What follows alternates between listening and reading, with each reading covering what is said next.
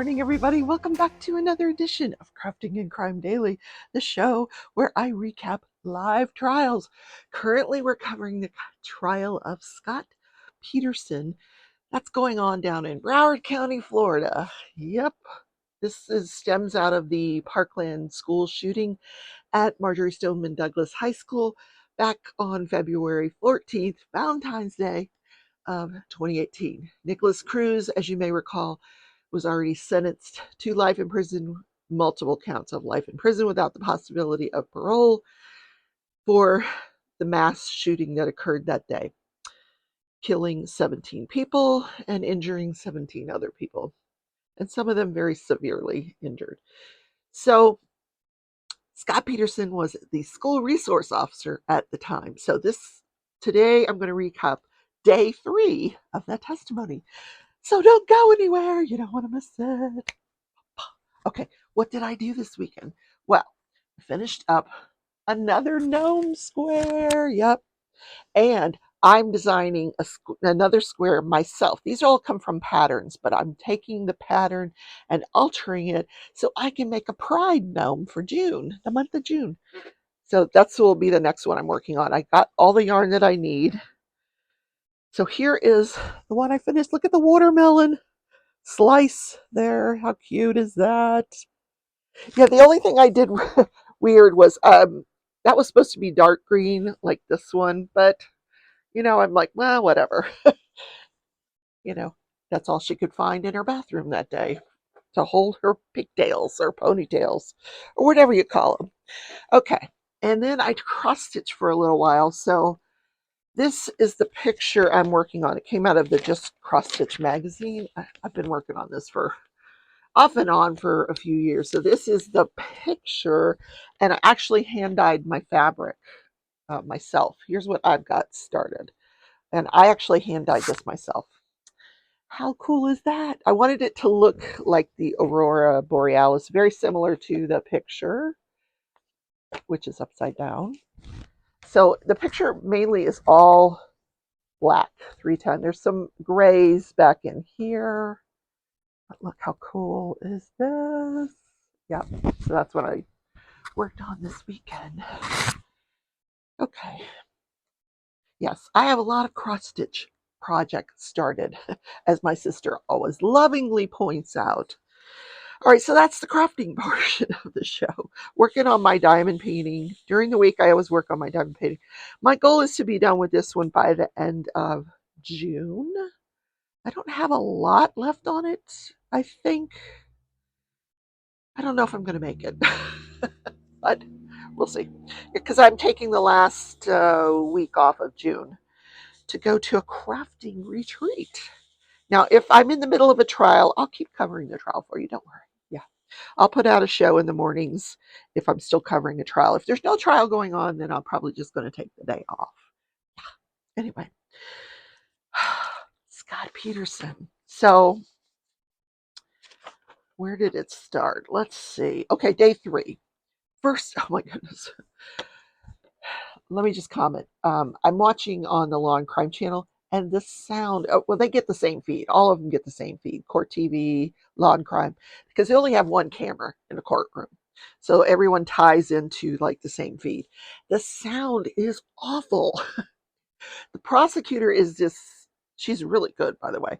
She's this like short, soft spoken. So you can't really hear her too well. And some of the jurors, not the jurors, some of the witnesses, you just can't hear them. And this next witness, the first witness of day 3, was Russian. He had only been in the country. His name was Marion. I did not catch his last name, and I tell you, I tried. He asked for the assistance of a Russian interpreter because he's only been in the country for about 5 years, and although he now speaks English fairly well, he wants to make sure that he's understanding everything accurately and giving accurate responses. So, the prosecutor would ask her a question, then it had to be interpreted, which I couldn't hear, the Russian part. And then he would give the answer to the interpreter, and then she would give it out in English.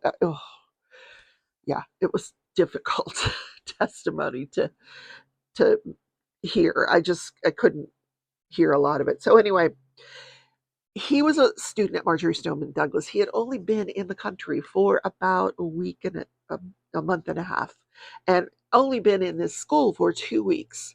So, how was he understanding what was going on? He spoke no English at the time. He was using Google Translate. He had his phone and he would just use Google Translate for everything. I mean, how cool is that? So, he's in the geography class in on the third floor of building 12. It's We know now that this shooting occurred in Building 12. Unfortunately, Scott Peterson, the school resource officer, did not know that at the time. So he's in his geography class. He hears the fire alarm. He gets up. He said everybody was just responding normally. They had already had a fire drill earlier that day. And he's like, oh, another fire drill. So he just gets up and he follows the other kids, and he, he looked like such a baby. They showed a picture of him at the time. He was 14, and he looked so like just such a young kid. I mean, really, compared to what he looks like now, he's an adult. Here's an interesting fact, though. I'm going to digress for a second. A lot of these students that are coming back to testify, a lot of them have chosen law enforcement type careers, which I find fascinating. This kid is studying cybersecurity. The next kid is studying criminology. The well, they're all adults now.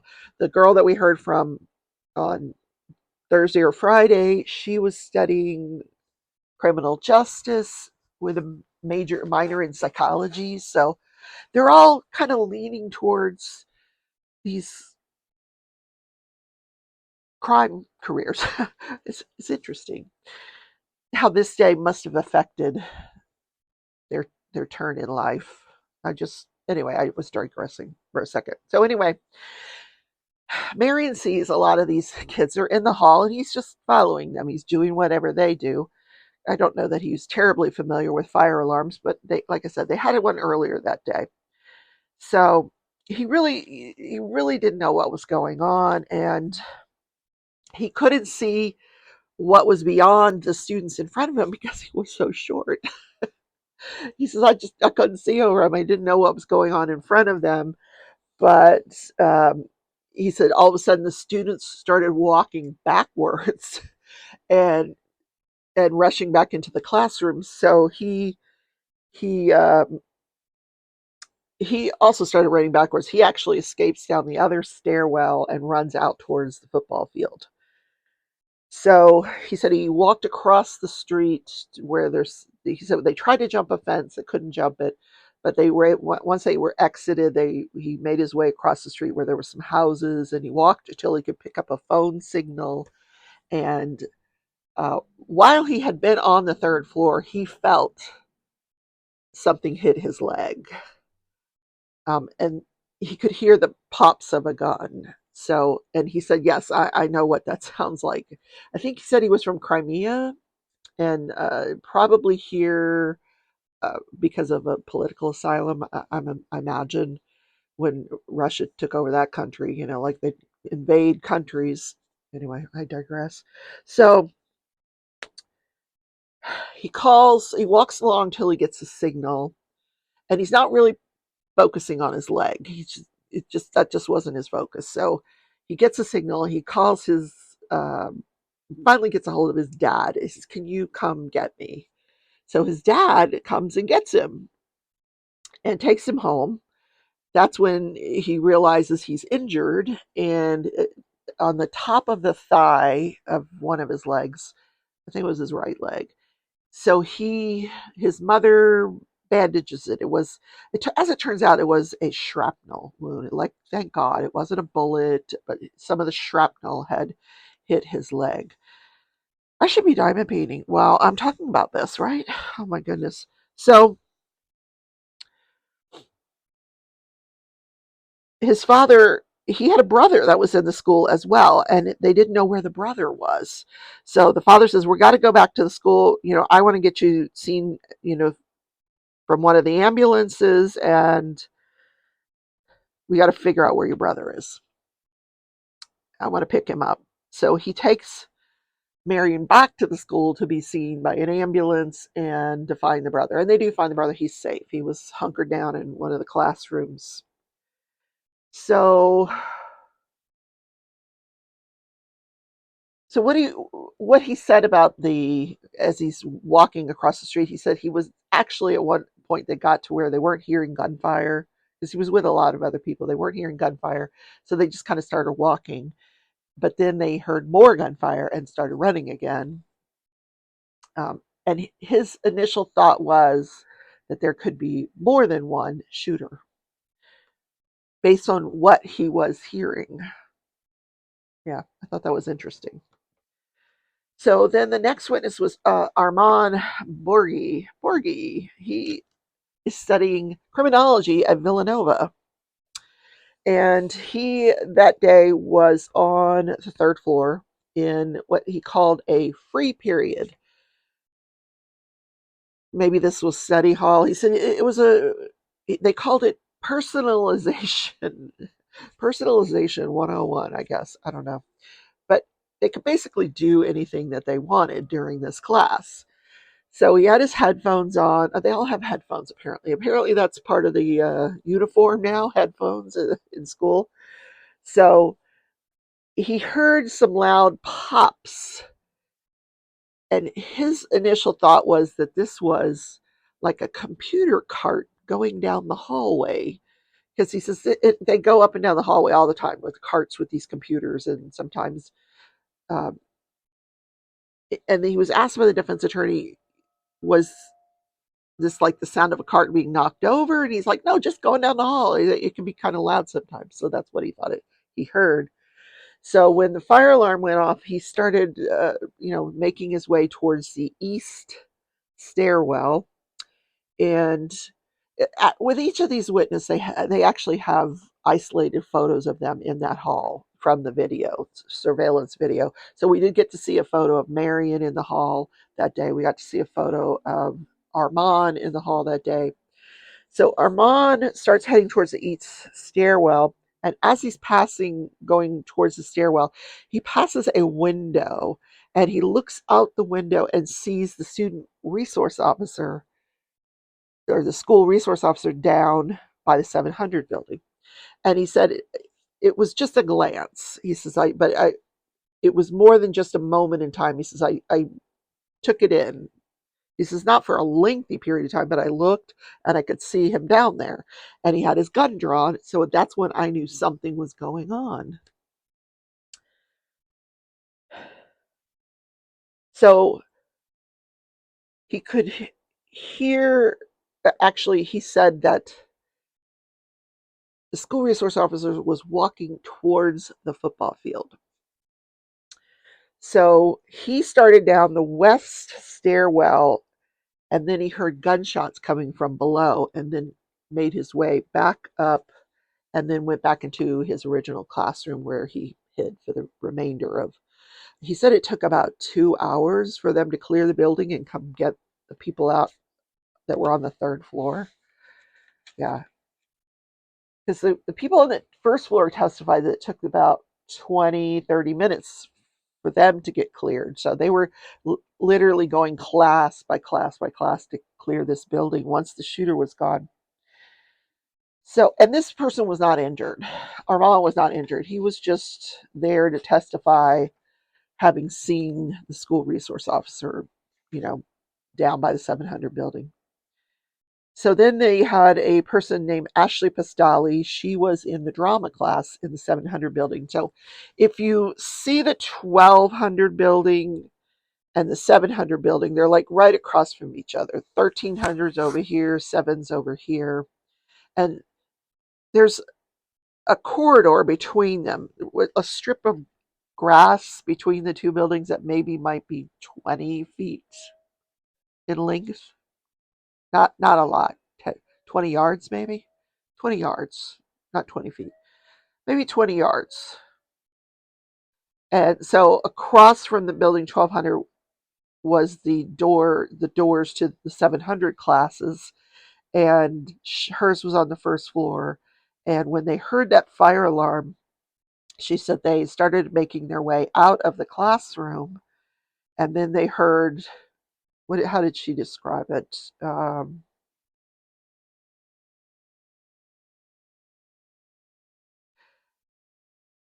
Loud noises coming from the 1200 building. Now, her thought was, since they had already had a fire drill earlier in the day, that this might be the real thing. This might be a fire. And when she heard that loud noise coming from the 1200 building, her instinct was to look up at the third floor, thinking maybe the roof has collapsed. And that's what she heard. So when she looked up there, she didn't see any smoke coming from the top of the building. Then she heard more loud banging, and so she retreated back into the classroom and hid in a closet. There was a large storage closet, and a lot of the class students who came back, they, I watched the video of these kids exiting out of that, because later on and during the day they put on the drama teacher, and I'll just get to her right now. Let me get her. She was actually called as a defense witness. After lunch, the judge said to the jury, "We're going to call a witness out of order. She's only available today." And this is a defense witness. So he said, "We're going to pause the state's case and allow this defense witness to testify." And this was the drama teacher.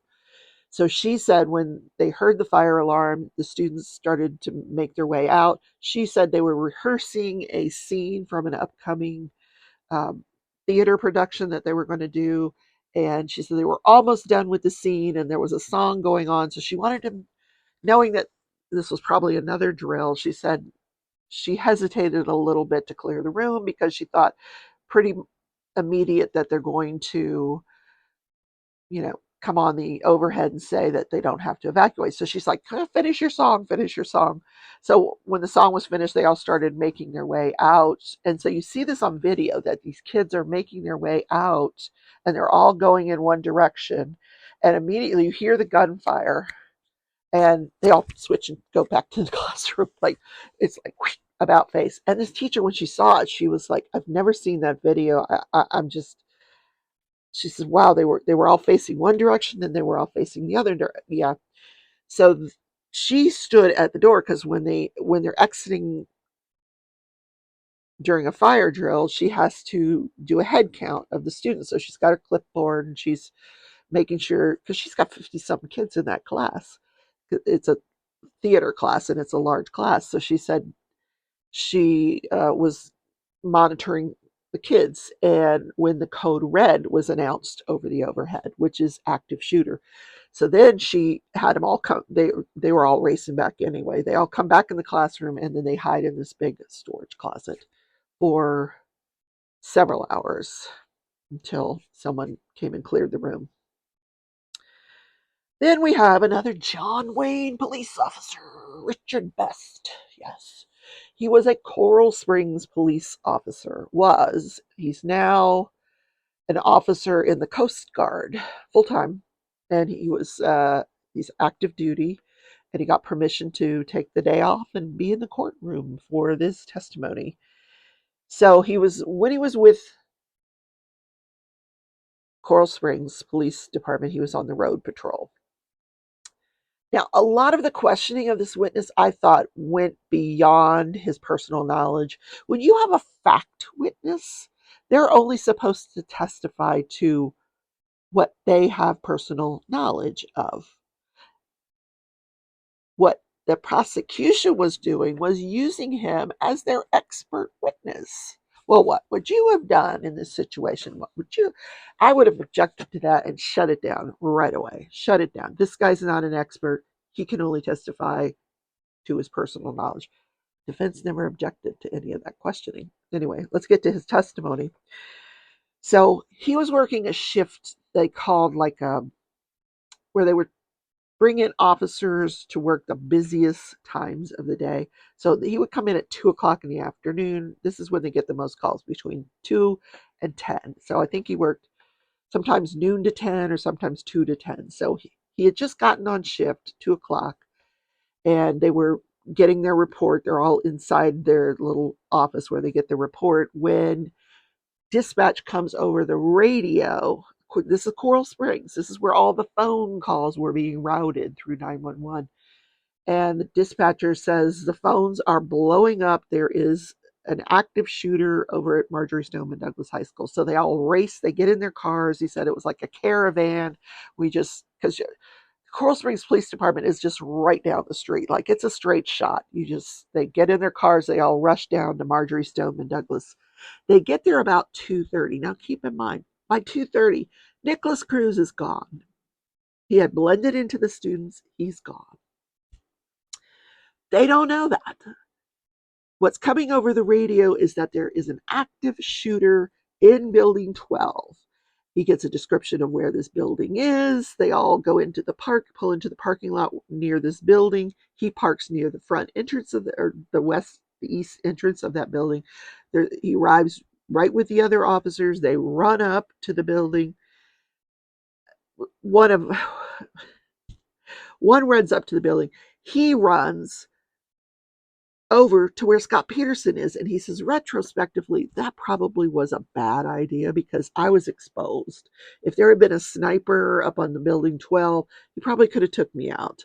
So I probably shouldn't have run over to the 700 building.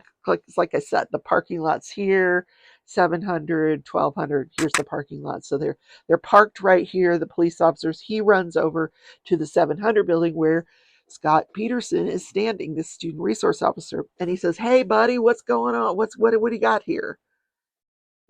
He had so much information. This officer there was so much information coming over his police radio, and he said, "I just assumed that this information was coming from the school resource officer." So I didn't repeat the information to him. He didn't give him any of the information that he had gotten, like that there was a shooter on the third floor of the building. He didn't relay. He had an exact description of the shooter and didn't tell the school resource officer. Because I don't know if you recall, but the school resource officer worked for the Broward County Sheriff's Department. This was a Coral Springs police officer. Two different radio systems. They didn't talk to each other. At one point, this Officer Best, yells out, "Let's patch these radios," so they could speak to each other. And he never followed up to see if that happened. He said, "That's not my job. I just call out that it needs to be done, and I'm assuming that my lieutenant ordered that it got done." But these two radio systems were not talking to each other. So let me see what I've missed here. So he actually,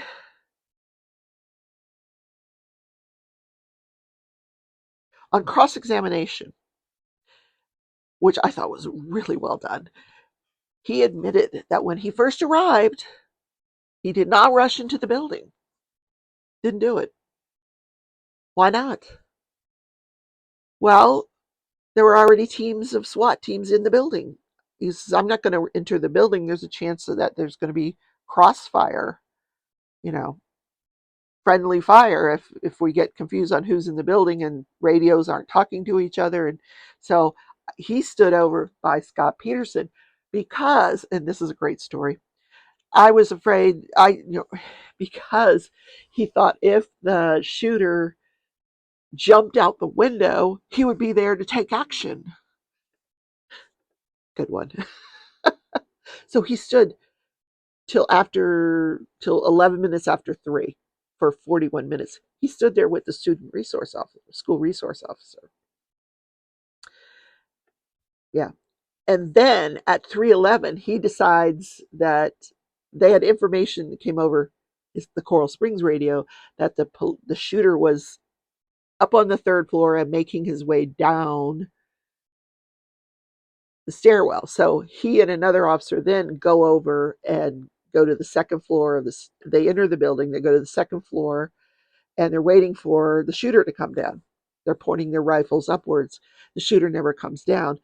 And that's because that information was relayed from the school office, someone who was looking at the surveillance footage, not realizing that what they had what they were seeing was had already occurred.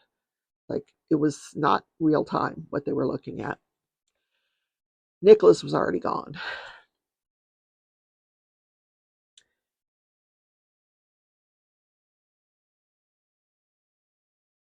So here's what he said on cross examination.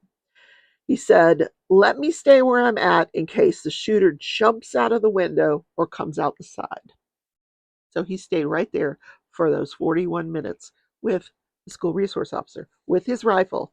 Now, he was also asked, um, apparently, the sheriff's office was very frustrated with their radios. Some of their radios were not working properly. So he said he did witness that.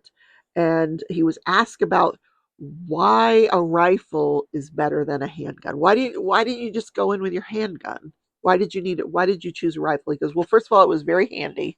It's, it's in the rack in his vehicle. He goes, well, but why is it better than a handgun? And he says, well, it's far superior, that it's more accurate and you can shoot longer distances. So finally, we have an answer to the whole rifle versus handgun thing. Now, keep in mind, school resource officer did not have a rifle; he had a handgun. He also admitted that he had a vest on to keep the bullets from passing through him. Apparently, the school resource officer was not wearing a vest that day. Now, I haven't mentioned this before, but my ex-husband was a school resource officer for many years, and I can't remember if he wore his vest or if he didn't wear his vest. I want to say that he didn't wear a vest on campus. I don't know. I don't remember. Yeah. So anyway, I thought that was interesting. He didn't have a bulletproof vest on. So that's a good reason not to go into that building. I don't think I would have either. So no tactical gear, no rifle, inaccurate information or no information coming over his Broward Sheriff's Office radio. Um, not privy to all the tons of information that was being relayed to the Coral Springs Police Department. They were getting calls from inside the building, children that were describing the shooter. He's wearing an ROTC shirt. This is the color of his pants. He's a white male. This is what he looks like. He didn't know any of that information. None.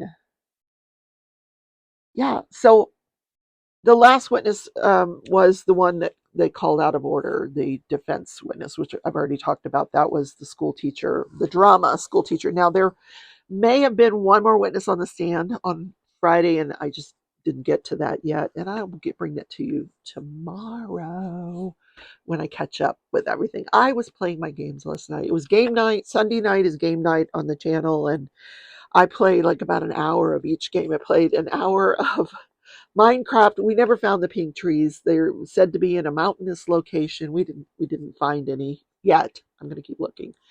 I'm hopelessly lost right now. I was trying to remember the coordinates where my base is, and I'm sure I have them written down somewhere because I haven't played in a while, so I don't remember exactly the coordinates. But I kind of know. Yeah, I can get myself into the general area. So, and then I played an hour of Diablo. I kept hopelessly dying in this dungeon. I got pretty far, like right to the end of the dungeon. I just couldn't beat the last few, enemies. Anyway, and then we played Zelda, which Zelda. Oh my god, you guys, it is so much fun. Of the three games, it's just so much fun. It really, really is. But I came up with a great idea that I want to share for my game nighters. Next time I do a game night, we're all going to get into Discord so we can actually talk to each other through our Discord channel. We'll get into a voice channel and we'll chit chat. because some of you are playing the game along with me, and it just would be fun, right? Okay, that is all I have to say today. I know. Talk, talk, talk, talk, talk, talk. All right. Have a great Monday, everybody. I will see you tomorrow in Crafting and Crime Daily. Bye, everyone.